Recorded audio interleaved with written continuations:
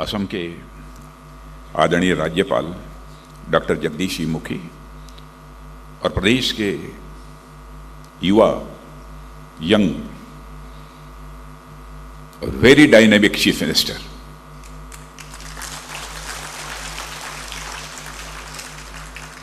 imaginative chief minister,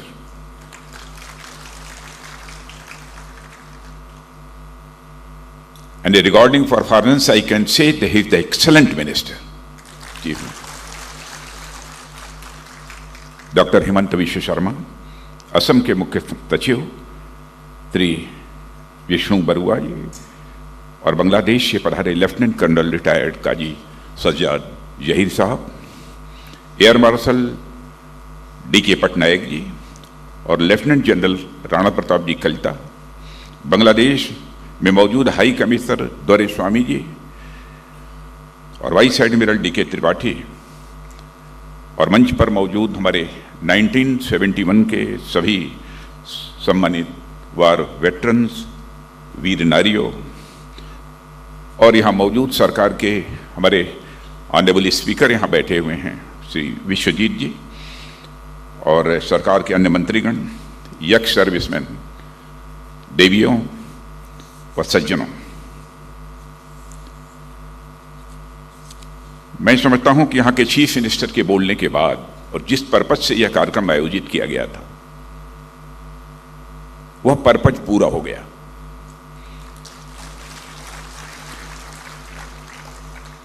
और मुझे बोलने का कोई विशेष औचित्य नहीं रह गया है, लेकिन चीफ मिनिस्टर के रूप, चीफ गेस्ट के रूप में यदि मुझे आमंत्रित किया गया है तो स्वाभाविक रूप से दो चार बातें आप सबके सामने मुझे रखना ही होगा। मैं जानता हूं कि असम के लोगों के लिए यह माह एक नव वर्ष के रूप में मनाया जाता है, इसलिए सबसे पहले यही बोहाग महत मोय अपनो अपना लुक नोबो बरखोर हिया भोरा उलोग याशिलू। मेरा प्रोनाउंसिएशन कितना सही था कितना गलत था आई कांट से, लेकिन कोशिश की है मैंने।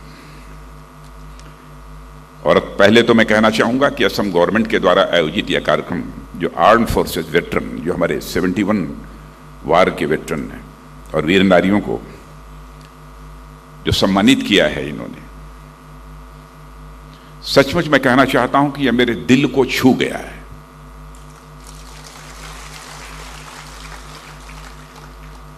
और यह केवल 71 के वार के वेटरन्स का ही सम्मान नहीं है, बल्कि मैं मानता हूं कि हमारे हिंदुस्तान में आज जितने भी वार वेटरन्स हैं यह उनका सम्मान यह असम की गवर्नमेंट ने किया है।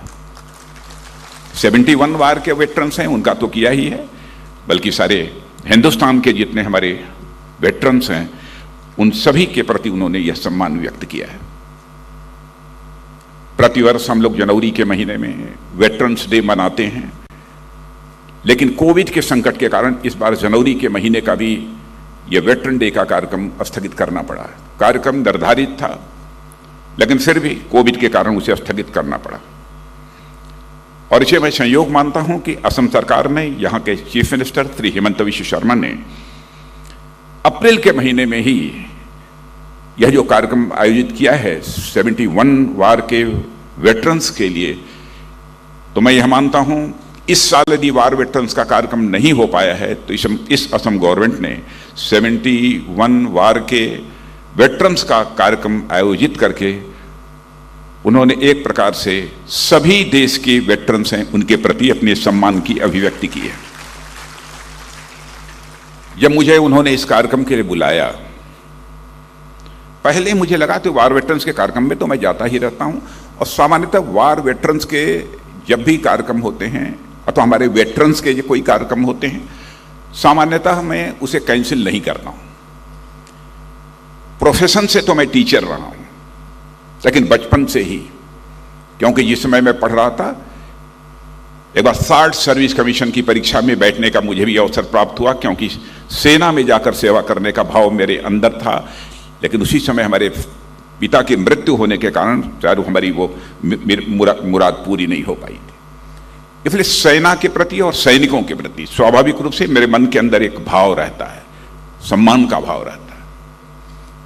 पर केवल मेरे मन के अंदर रहता हो ऐसा नहीं है, मैं मानता हूं कि हर भारतवासी के मन में रहता है। और मुझे याद आती है एक बात, हमारे हिंदी के एक माने जाने कवि, पोएट माखनलाल जी चतुर्वेदी, उन्होंने एक कविता लिखी है। उस कविता में यह कल्पना की गई है, इमेजिनेशन है, एक फ्लावर, एक पुष्प, फूल, जिस गार्डन का वह फूल है, अपने गार्डन के गार्डनर से कहता है, माली से कहता है, वो फूल कहता है कि मुझे तोड़ लेना बनमाली, गार्डनर को बनमाली कहते हैं, मुझे तोड़ लेना बनमाली, देना उस पथ पर फेंक, मातृभूमि को शीश चढ़ाने जिस पथ से जाएं वीर अनेक। आप ये कल्पना कर सकते हैं कि सैनिकों के प्रति हमारे देशवासियों के मन में कैसा भाव रहता है। अब माखनलाल जी चतुर्वेदी जी ने पता नहीं कब की कविता वो लिखी है, अब उनके अंदर भी उस समय वार हुआ नहीं हुआ, कितनी बार हिस्ट्री को वह जानते थे, प्रश्न इसका नहीं है। सेना का जवान है, जरूरत पड़ने पर यह मातृभूमि के लिए अपना शीश समर्पित करने के लिए आगे जाएगा, यह देशवासियों को पक्का विश्वास है। और मित्रों, मैं यह कहना चाहता हूं, पिछले लगभग 3 वर्षों से रक्षा मंत्री के रूप में मैं अपनी जिम्मेदारी का निर्वाह कर रहा हूं, और प्रत्यक्ष इस बार जो इंडो चाइना स्टैंड ऑफ रहा है, इंडो चाइना की जो कॉन्फ्लिक्ट रही है, उसमें अपने सेना के जवानों के शौर्य और पराक्रम को मैंने देखा है। और मेरा यह भरोसा पक्का हुआ है, मेरा भरोसा पक्का हुआ है कि दुनिया की कितनी भी बड़ी क्यों न ताकत हो, हमारी भारत माता का मस्तक दुनिया की कोई ताकत झुका नहीं सकती।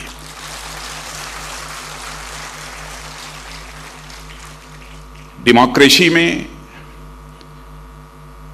विरोधी दल भी होते हैं, मैं सभी विरोधी दलों पर कोई आरोप नहीं लगाना चाहता, लेकिन कुछ लोग ऐसे होते हैं कि जब कभी कुछ ऐसी बातें बोल देते हैं जिसे लगता है कि कहीं ना कहीं हमारे देश की सेना के जवानों के शौर्य और पराक्रम को छोटा करके देखने की कोशिश की जा रही है, तो उस समय सदमा पहुंचता है, ठेस पहुंचती है। मैं गवाह हूं इस बात का, रक्षा मंत्री होने के नाते मैं कहना चाहता हूं, आर्मी चीफ बराबर हमारी बात होती रही है, तीनों हमारे सर्विसेज के चीफ से हमारी लगातार बातचीत होती रही है, क्या डेवलपमेंट चल रहे हैं सीमा के ऊपर, एक एक चीज की जानकारी मुझे प्रतिदिन होती थी। मुझे जो कहना चाहिए मैं कहता था, उन्हें जो करना चाहिए वह करते थे। लेकिन इतना मैं देशवासियों से कहना चाहता हूं इस फोरम से कि हमारे देश की सेना के जवानों ने, तीनों सर्विसेज के जवानों ने हमारे भारत माता का मस्तक ऊंचा किया है।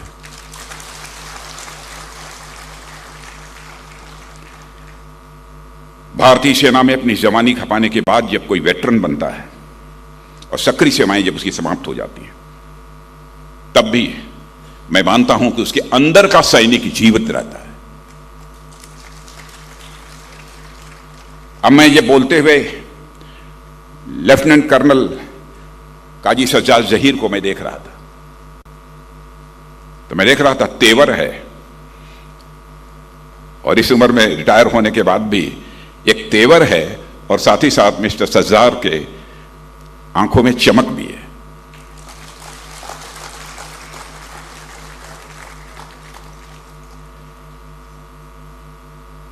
और आज तो हमारे सेना में लगभग मोर देन 15 लाख, 15 लाख से अधिक ये जवान हैं, और वेटरन्स की संख्या तो इससे बहुत अधिक है।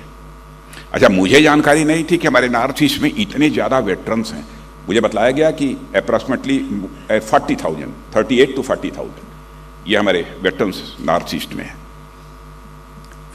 यानी बड़ी संख्या में नॉर्थ ईस्ट से लोग सेना में देश सेवा के लिए अपना जीवन समर्पित करने के लिए जाते हैं, भाग लेते हैं। बहुत बड़ी बात है, और मेरा पूरा विश्वास है कि यदि सक्रिय सैनिक भारत की ताकत हैं तो वहीं पर हमारे जो वेटरन्स बैठे हैं, हमारी जो वीर नारियां हैं, आप हमारी इंस्पिरेशन है, आप हमारी प्रेरणा है। यह हमारा सौभाग्य ही नहीं तो इसे और क्या कहा जाए कि हमारे पास कारगिल की लड़ाई लड़ने वाले वीर सैनिक यहां पर मेरी आंखों के सामने प्रत्यक्ष बैठे हुए हैं 1971 के, तो 1965 की लड़ाई लड़ने वाले भी लोग मुझे बताया गया है कि इस कार्यक्रम में मौजूद हैं। देश की आन बान शान के लिए इन्होंने अपना सर्वस्व न्यौछावर कर दिया है। पिछले दिनों, आज के लगभग 15-20 दिन पहले,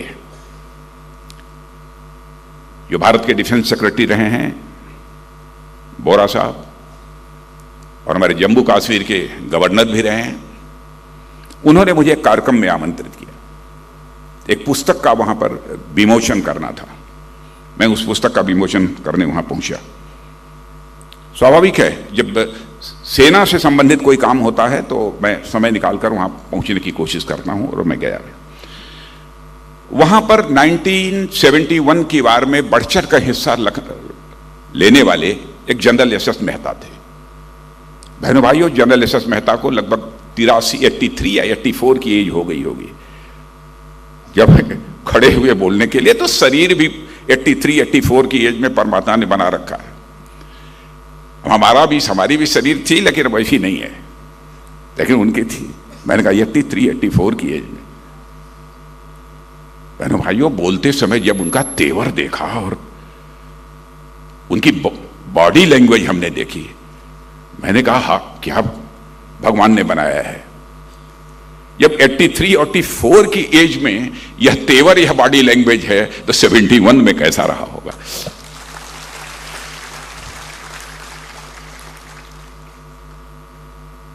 यही मैं देख रहा था, यहां पर जो हमारे 71 के लड़ने वाले जो सिपाही बैठे हैं, आप सब जब खड़े हो रहे थे ना, तो मुझे लगता था एकदम बिल्कुल आज भी तनी भगवान यदि थोड़ी सी और यदि जान दे दे तो आज भी सीमा पर जाकर ये मोर्चा ले सकते हैं, जंग ले सकते हैं और भारत को भी ये दिला सकते हैं।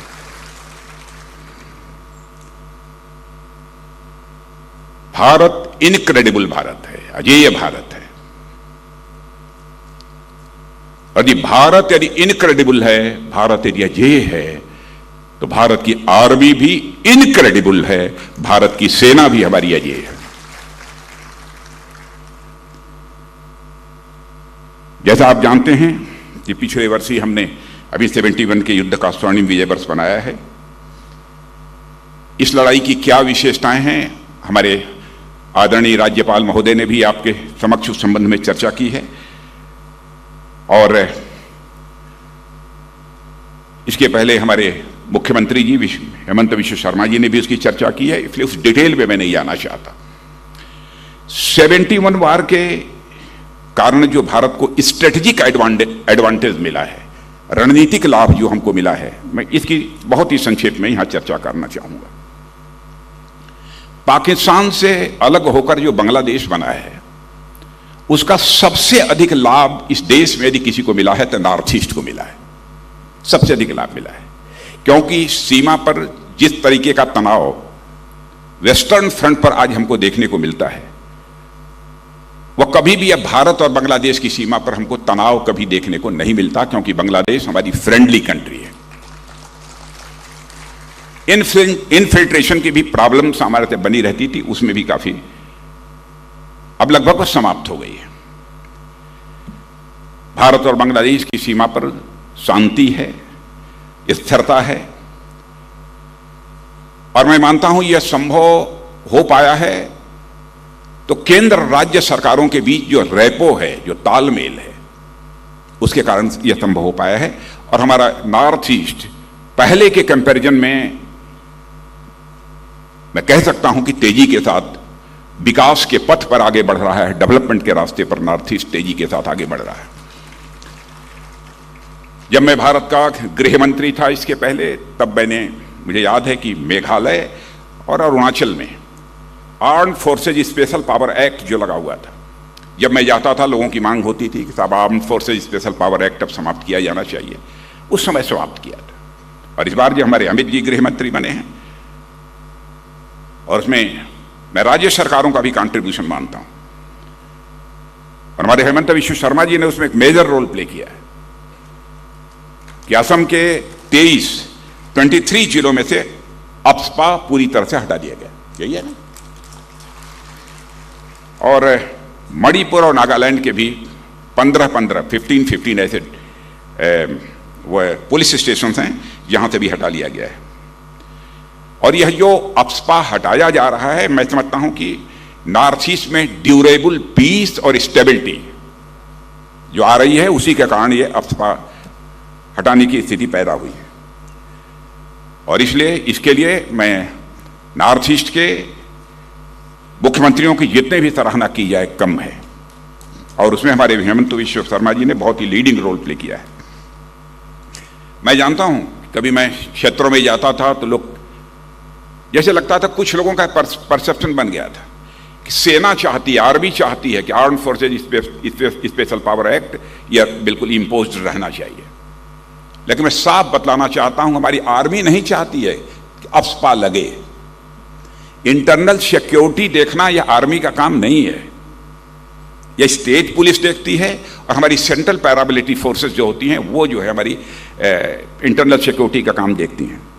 सच्चाई यह है कि हमारी फोर्स, हमारी सर्विसेज तो ये चाहती हैं कि ये हमको इंटरनल सिक्योरिटी के मामले से जल्दी छुट्टी मिल जाए और देश की सीमाओं की रक्षा करने की जो हमारी जिम्मेदारी है, उस जिम्मेदारी का निर्वाह करते हैं।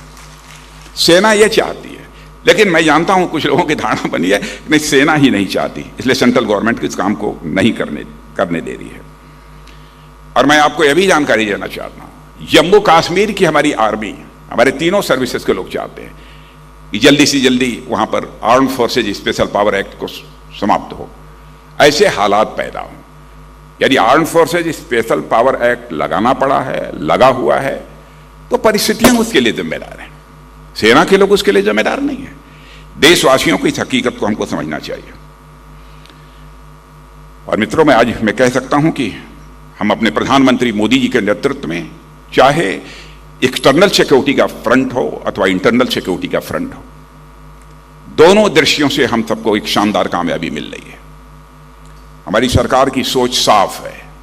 आपने देखा होगा, आतंकवाद से भी, आतंकवाद के सफाये पर हम लगे हुए हैं कि आतंकवाद का सफाया होना चाहिए, आतंकवाद मिटना चाहिए भारत की धरती से। और यह भी मैसेज देने में हमने कामयाबी हासिल की है। हम यहां पर तो आतंकवाद मिटाएंगे ही, यदि बाहर से उसे अंजाम दिया जाएगा तो उस धरती पर भी जाकर, सीमा के पार भी जाकर आतंकवाद के खिलाफ कार्रवाई करने में हम संकोच नहीं करेंगे। यह हमारा फॉर्म डिसीजन, फॉर्म एक्शन हमारी गवर्नमेंट का है। मैं यहां पर अपने बॉर्डर रोड ऑर्गेनाइजेशन की भी प्रशंसा करना चाहता हूं। सीमा के ऊपर इंफ्रास्ट्रक्चर डेवलपमेंट जिस तरीके से बॉर्डर रोड ऑर्गेनाइजेशन कर रहा है, उसकी सराहना की जानी चाहिए। अरुणाचल से लेकर लद्दाख तक सीमा पर इंफ्रास्ट्रक्चर पहले के कंपैरिजन में मजबूत हुआ है, लेकिन बहुत कुछ करने की जरूरत है। हमको अरुणाचल की सीमा पर भी करने की जरूरत है, और यकीन रखिएगा सारी प्लानिंग है, हम उसे मजबूत बनाएंगे, मजबूत बनाएंगे। और एक से एक काम बॉर्डर सिक्योरिटी की दृष्टि से, बॉर्डर पर इंफ्रास्ट्रक्चर डेवलपमेंट की दृष्टि से हम लोगों ने किया है। अटल टनल का नाम आपने सुना होगा, यानी लगभग 10,000 फीट की ऊंचाई पर, 9,500 10,000 फीट की ऊंचाई पर है। उसका हमारे लिए स्ट्रेटेजिक इंपॉर्टेंस है। उस टनल का भी वो प्रोजेक्ट पूरा हो गया और हमारे प्रधानमंत्री मोदी जी ने उसका उद्घाटन भी कर दिया है। वैसे ही अरुणाचल प्रदेश में सेला टनल, इस प्रोजेक्ट का भी काम चल रहा है और यह काम भी जल्दी पूरा होगा। और सेला टनल बन जाने से तवांग जाने का यह रास्ता पहले के कंपैरिजन में 1 घंटा कम समय लगेगा, 1 घंटा कम समय लगेगा। और इसकी चर्चा मैं इसलिए कर रहा हूं कि सीमाओं पर इंफ्रास्ट्रक्चर डेवलप इसलिए किया जाना चाहिए कि हमारी डिफेंस प्रिपेयर्डनेस के लिए, हमारी रक्षा तैयारियों के लिए आवश्यक है, इसलिए मैंने इसकी चर्चा की है। और मैं आपको आश्वस्त करना चाहता हूं कि हर सूरत में हमारे देश का मान, सम्मान और स्वाभिमान ये सुरक्षित रहेगा हम देश के मान सम्मान स्वाभिमान के साथ हम न तो हमारे प्रधानमंत्री न हमारी सरकार किसी भी सूरत में समझौता नहीं करेगी। मैं इस देशवासियों को पूरी तरह से विश्वास दिलाना चाहता हूं। मित्रों, जब आज इन वीर नारियों और इन वेटरन्स के बीच में उपस्थित हूं तो मुझे सचमुच एक आत्मिक सुख मिल रहा है। पुण्य कमाने की दृष्टि से नहीं है। पुण्य कमाने की दृष्टि से तो बहुत सारे काम किए जाते हैं, जो इच्छा नहीं होती तब भी काम किया जाता है। लेकिन यहां आकर इन वीर नारियों को देखकर और अपने इन वेटरन्स को, एक 71 के वेटरन्स को देखकर मुझे आत्मिक सुख की अनुभूति हुई है। और जिस सभागार में हम यहां पर उपस्थित हैं, जिसे कला क्षेत्र श्रीमंत शंकर देव जी के नाम पर है, और मुझसे अधिक अच्छी तरह आप जानते होंगे कि 15th और 16th सेंचुरी में जब हमारा पूरा समाज धार्मिक पाखंडों के कारण आपस में बटा हुआ था, उस समय हमारे श्रीमंत शंकर देव जी ने किस प्रकार की भूमिका निभाई थी और नव वैष्णव धर्म के माध्यम से प्रभु के प्रति भक्ति, एकता, मैत्री और मानवता का पाठ पढ़ाने का काम यदि किसी ने किया था तो श्रीमंत शंकर देव जी ने किया था। और एकता की यही भावना आगे चलकर ग्रेट मिलिट्री कमांडर, जिनके नाम से आप अच्छी तरह परिचित हैं, ललित बोरफुकन, उनके अंदर भी यही भाव दिखाई देता है जो कि शंकरदेव जी के अंदर था। पूरे समाज को एकत्रित करके सरायघाट के युद्ध में उन्होंने जिस शौर्य, साहस और पराक्रम का परिचय दिया था वह आज भी किया जाता है। और मैं समझता हूं कि आज जो यह बुक रिलीज हुई है इसमें उसकी चर्चा मुझे बताया गया है कि शायद है, या जो बुक रिलीज हुई है मुझे बताया गया है उसमें भी इस बात की चर्चा है। और मुझे लगता है कि वीरता और सामर्थ्य की वही गौरवशाली परंपरा आज भी असम की धरती पर देखी जा सकती है। नहीं बजी ताली, असम के लोग बैठे हैं। वही वीरता और सामर्थ्य कि वही गौरवशाली परंपरा आज असम की धरती पर भी देखी जा सकती है। असम के लोग भी बहादुर हैं। इसके साथ साथ संगीत और गायन की बेबड़ी यहां पर बहुत ही रिच ट्रेडिशन, एक बहुत ही समृद्ध परंपरा रही है। एक से एक साधक इस धरती पर पैदा हुए हैं। एक ऐसी असम की धरती है। भारत रत्न श्री गोपीनाथ बरदोली, साहित्य रथी श्री लक्ष्मीनाथ बेजबरुआ जैसे एक से एक महान व्यक्तित्व इस धरती ने दिए हैं। असम की धरती सचमुच अद्भुत है, जिन्होंने केवल असम का और भारत का नाम ही नहीं रोशन किया है बल्कि पूरी दुनिया में भारत का नाम रोशन किया है। यह सब ऐसी हस्तियां हैं। मां कामाख्या के मंदिर के बारे में तो मुझे कुछ कहने की जरूरत नहीं है। और मैं पुनः एक बार यहां के योग्य मुख्यमंत्री, कर्मठ मुख्यमंत्री, इमेजिनेटिव मुख्यमंत्री हेमंत विश्व शर्मा को पुनः मैं बधाई देना चाहता हूं। अल्प समय में जिस तरीके से असम का कॉम्प्रिहेंसिव डेवलपमेंट करने का, एक समग्र विकास करने का जो सिलसिला उन्होंने प्रारंभ किया, और समाज में हार्मोनी, समाज में समरसता, और 1971 के युद्ध से हमको प्रेरणा लेनी चाहिए। बहनों भाइयों, एक से एक कमांडर थे। मैं यहां पर सबका नाम बहुत विस्तार में जाकर लेने की मैं आवश्यकता नहीं समझता हूं। भिन्न भिन्न जातियों को, भिन्न भिन्न मजहब के लोग थे, बहुत डिफरेंट रिलीजन्स के, सबने एकजुट होकर भारत माता की रक्षा की है। असम की यह सोशल हार्मनी किसी भी सूरत में टूटनी नहीं चाहिए। यह हर बच्चे की जिम्मेदारी बनती है जो कि असम की धरती पर खेल कूद कर बड़ा हुआ है और असमिया मां की कोख से पैदा हुआ है। सोशल हार्मनी किसी भी सूरत में इस देश की टूटनी नहीं चाहिए। मैं आप सभी लोगों से यह मैं अपील करना चाहता हूं। साथियों, हम सबका प्रयास रहता है, हमारे प्रधानमंत्री जी का भी यह प्रयास रहता है कि बराबर हम वेटरन्स के लिए कुछ न कुछ करें।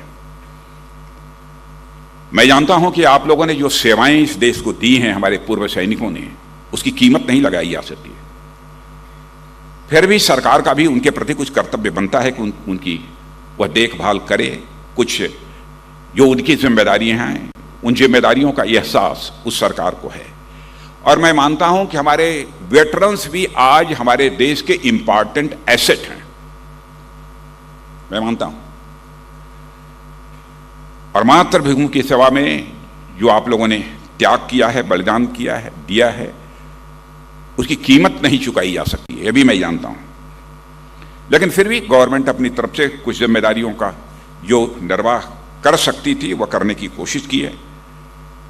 मैं कुछ चीज़ों की मैं चर्चा करना चाहूँगा, कुछ बातें तो वो जो कि वन रैंक वन पेंशन की चर्चा हमारे आदरणीय गवर्नर महोदय ने की है,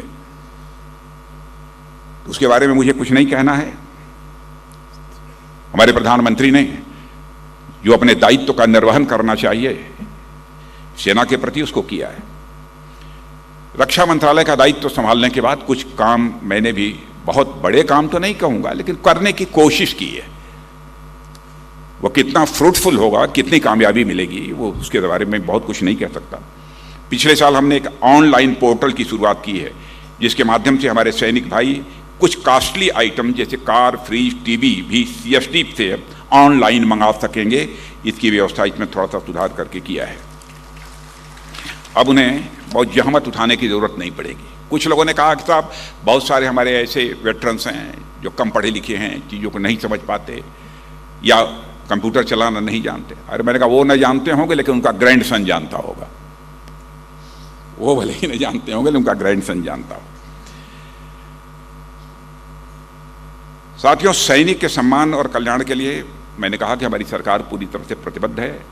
और 2006 से पहले एक मामला था जो मेरे संज्ञान में लाया गया था, मेरी जानकारी में, कि 2006 से पहले जो रिटायर हुए हवलदार, जिनको कि नायब सूबेदार के रैंक में रिवाइज्ड पेंशन का लाभ नहीं मिल पाता था, मैंने मंत्रालय को नई व्यवस्था बनाने को कहा और फरवरी 2020 में ऑर्डर हो गया। अब प्री 2006 में रिटायर्ड हवलदार जिनको ऑनरेरी नायक सूबेदार का रैंक मिला, उन्हें भी रिवाइज्ड पेंशन का अब लाभ मिल रहा है। और ऐसे करीब 75,250 ऑनरेरी नायब सूबेदारों को इसका लाभ मिल रहा है।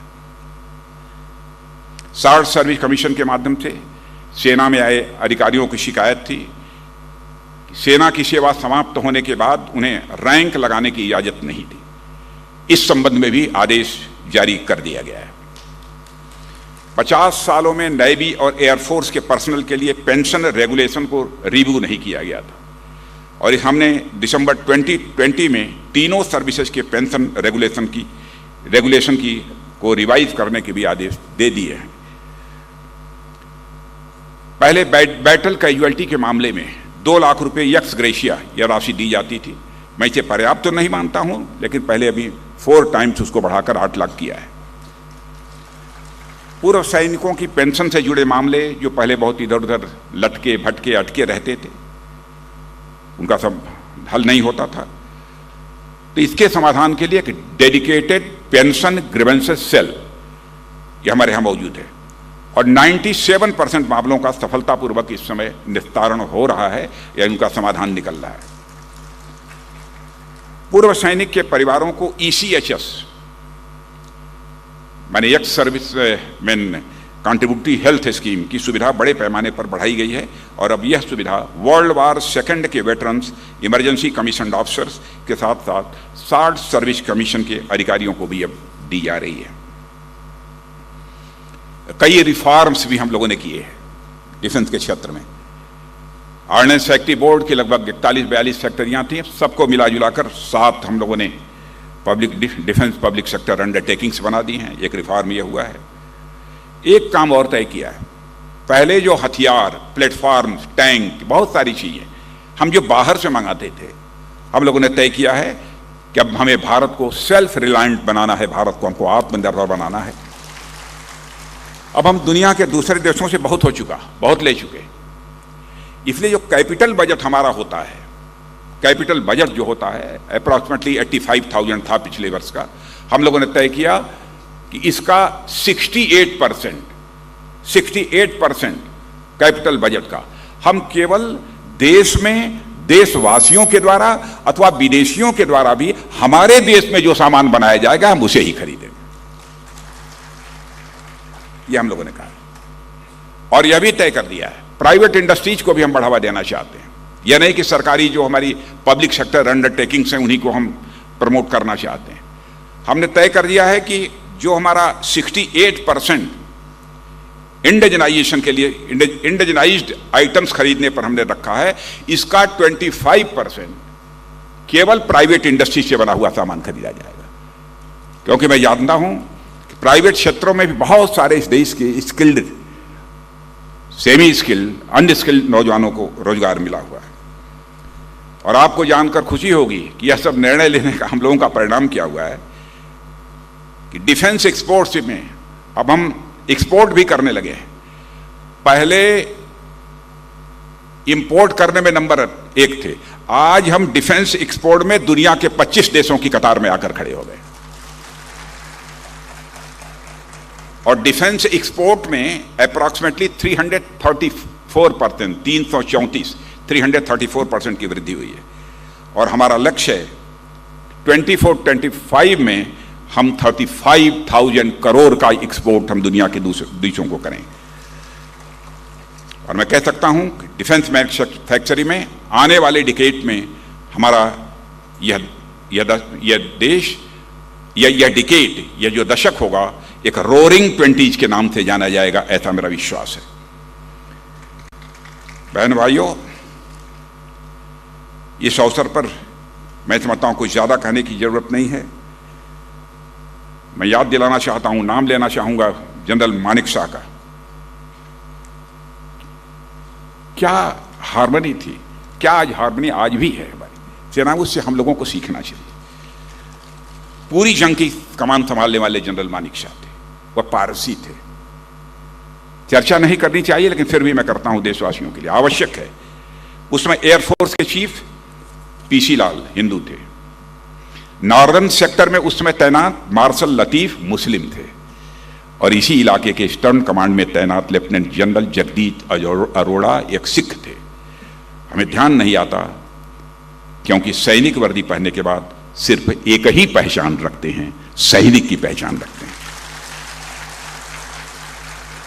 और साथियों, मैं आपसे भी और देशवासियों से भी मैं अपील करना चाहता हूं कि हम देशवासियों को भी अपने सैनिकों की तरह ही इसी निष्ठा और इसी कर्तव्य भाव का अनुकरण करने की जरूरत है, उसी को हमको फॉलो करने की जरूरत है। हम सबको अपने देश के एक ईमानदार सैनिक के रूप में भी अपनी भूमिका का निर्वाह करने की आवश्यकता है।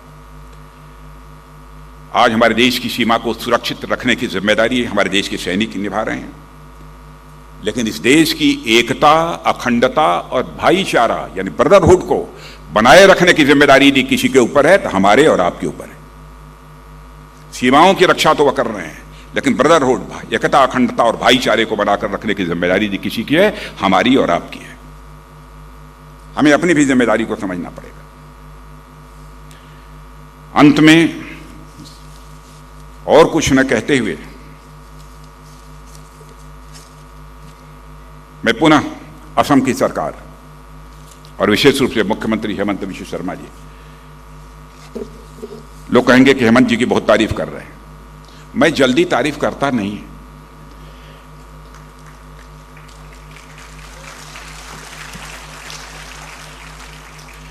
मैंने यू कंपेल्ड मी टू तारीफ